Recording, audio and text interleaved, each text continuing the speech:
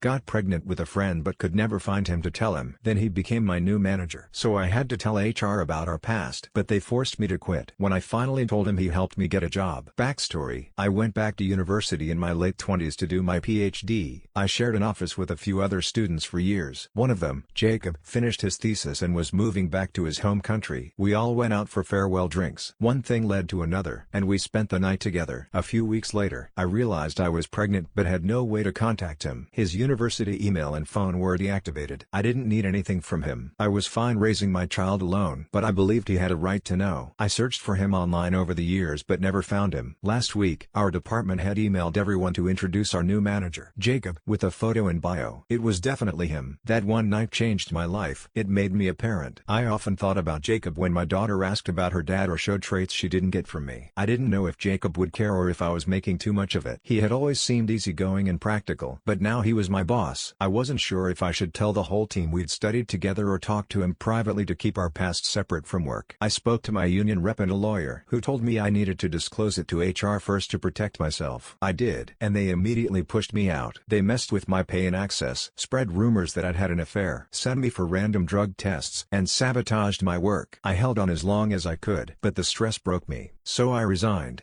Before leaving, I wrote Jacob a letter explaining everything. I told him about his daughter and gave him my lawyer's contact info. A few weeks later, he reached out, shocked but kind. He shared his family medical history, apologized if he'd cost me my job, and said he'd like to meet his daughter if she was interested. She said no at first. She didn't want the disruption, but later she changed her mind. Now she's been in touch with him and his family, and she's excited about her new siblings. Meanwhile, I found a better job with a rival company Jacob had once turned down. I've brought in some old co-workers and new graduates. Some clients have switched to us too. Now I'm becoming exactly what my old company feared when they forced me out. The competition. Next story. Inherited my grandpa's house and let my father live there rentrée. But when he demanded I give up my room for his pregnant stepdaughter and change the locks to keep me out, I evicted them with police. I'm 25M. Not from the US, and not looking to get into legalities. I know where I stand on that. Some context: my father married his current wife when I was 15. She was really pushy with me because her relationship with her own daughter was almost non-existent. My father did nothing, so I ended up moving in with my grandfather, my father's father, a few months later. My grandfather passed away suddenly when I was 17, and I inherited all his properties. Instead of me moving back in with my father and his wife, they moved into my grandfather's house. I left for college when I was 18 but still go back a few times a year. I let them stay there rent-free under one condition: they don't touch my room or my grandfather's office. The house has 4 rooms. Recently, I got a call from my father telling me I need to clean out my room because they plan to turn it into a nursery. Apparently, my father's wife reconnected with her daughter, who is pregnant and doesn't have a place to stay. I refused and reminded him whose house it is, and that they shouldn't touch the rooms if they don't want to be kicked out. I told him there's an empty room for her, but he claimed it's too small for both of them. I said if that's a problem, they can go back to his own place,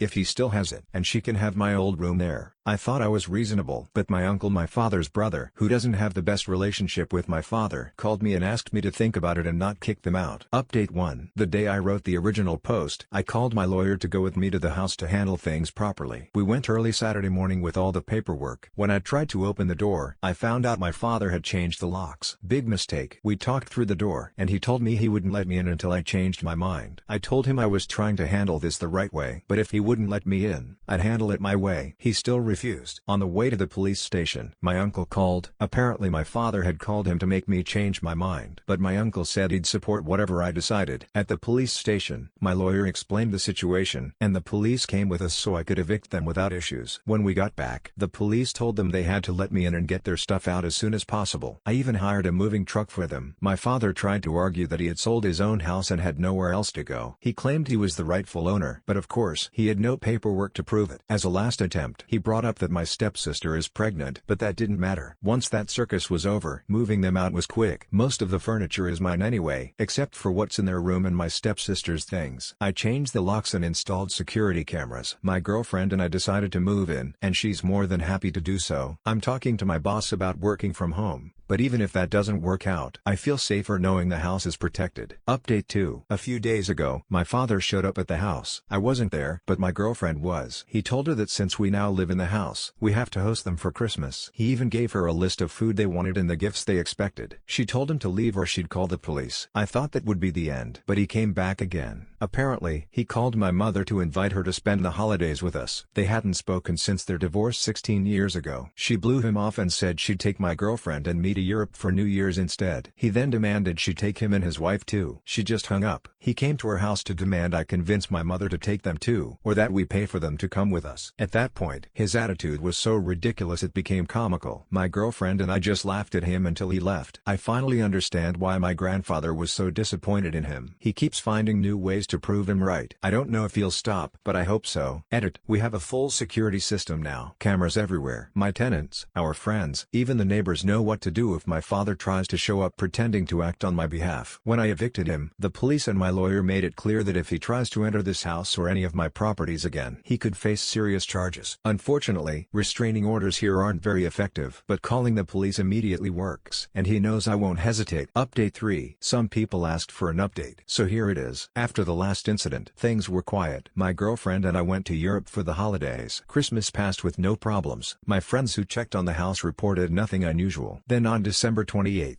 my uncle called to tell me he was leaving the state and selling his house. He asked if I wanted to buy it because he was desperate to leave. He didn't say why, and I didn't care. What mattered is that this was my chance to fulfill my grandfather's wish. A bit of background: my uncle's house was my grandfather's childhood home. My grandfather gave it to him but later regretted it because my uncle never recognized his own daughter, Marie, from his first marriage. My grandfather always wanted me to get the house back for her. My uncle doesn't know I'm in contact with her. If he did, he wouldn't sell it to me, so I used the family card and my uncle's desperation to get the house cheap. I offered him far less than it was worth. Paid in 3 installments. He refused because it was too low and said he wasn't coming back. I told him if he waited until I returned on January 3rd, I'd pay the same amount in full and cover his legal fees and moving costs. He agreed immediately. When I got back, we closed the deal and my uncle left the same day. The next day I called my cousin Marie and told her to come home. She lives in Europe. When she arrived, I gave her the house and the rest of the money my grandfather had set aside for her. While she was staying there to handle paperwork, my father showed up, again. Unknown to me, he had also offered to buy the house from my uncle, but my uncle sold it to me instead. When he found out I owned it, he decided to go there and demand I give it to him. No one was home, so he tried to break in. We saw the whole thing through the doorbell camera. My cousin doesn't speak our language, so I called the police for her. This time, because of the area and the fact that she's a foreigner, the police took it seriously. It's a pity I don't have a photo of my father's face when he realized the house wasn't mine. It was glorious. With my lawyer's help, my cousin pressed charges, and combined with his previous behavior, he's now facing jail time. I also found out why my uncle was so desperate to leave. He'd seriously upset his wife's family. I texted him that if he likes telling my father things, I could easily tell his in-laws everything too, so he'd better stay gone. He blocked me immediately. In the end, my cousin now has her rightful home. My father's out of my life, and my girlfriend and I can finally build a family without unwanted intrusions. The year started with a bang, but in the best possible way.